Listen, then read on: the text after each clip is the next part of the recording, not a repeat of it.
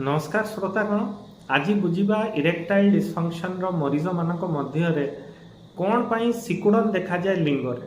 तो मो ना है डॉक्टर कीर्ति अनुराग, गोटे सीनियर कंसल्टेंट न्यूरो साइकियाट्रिस्ट, गोटे डी एडिक्शन स्पेशलिस्ट, ता संगे संगे गोटे सेक्सुअल डिसऑर्डर स्पेशलिस्ट। तो प्रथम बुझिया प्रक्रियाटी इरेक्शन आसे केमती। तो लिंगरे इरेक्शन आसबार प्रथम स्टेप है सेक्सुअल आकर्षण। केते खुशी रे गोटे व्यक्ति विशेष सेक्स करचंती, केते निज पार्टनर को फील करचंती, एगुड़ा बहुत इंपोर्टेंट जानिया पाई जे इरेक्शन रो क्वालिटी किंबा इंटेंसिटी केते हाई आसीबो। जदि आपणको मन भितर सेक्सुअल आकर्षण बेसी आसी न पारुची, डरी डरी किना सेक्स करचंती, बारंबार ईडी रो समस्या रहूची, ताले कॉन्फिडेंस लो थाए, तो आपनको सेक्सुअल आकर्षण संगे डर भी लगे।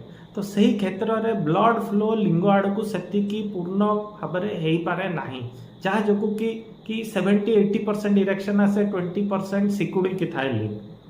द्वितीय जिनस हुए जदि इरेक्टाइल डिस्फंक्शन अच्छी तो बहुत सारा शारीरिक कारण जो भी लिंग प्रति रक्तर संचालन होनी, जहाँ जो कि लिंगटा सिकुड़ा हुआ देखा जाए।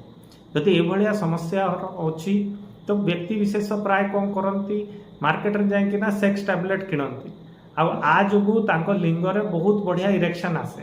किंतु आ पछरे असुविधा कौन, कारण कौन है इरेक्शन कारण है बहुत कॉन्फिडेंस आसे कि मेडिसिन तो अच्छी, आ मत किसी असुविधा ना, निश्चिंत भाव में सब ठीक हम। किंतु प्रॉब्लम हुए जे मेडिसिन बारंबार खाइले मन भितर साइकोलॉजिकल डिपेंडेंस आसे जे ये मेडिसिन बिना मु सेक्स करि नाही। द्वितीय असुविधा हुए जे बारंबार खाइला परे एटा रेजिस्टेंस हवा स्टार्ट हुए।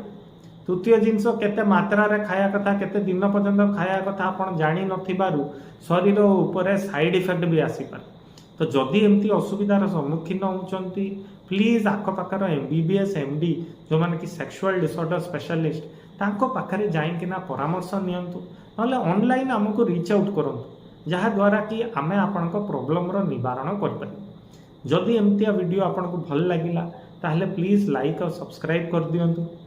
नहले जदि किसी डाउट अच्छी तो कमेंट बॉक्स रे प्लीज कमेंट करंतु।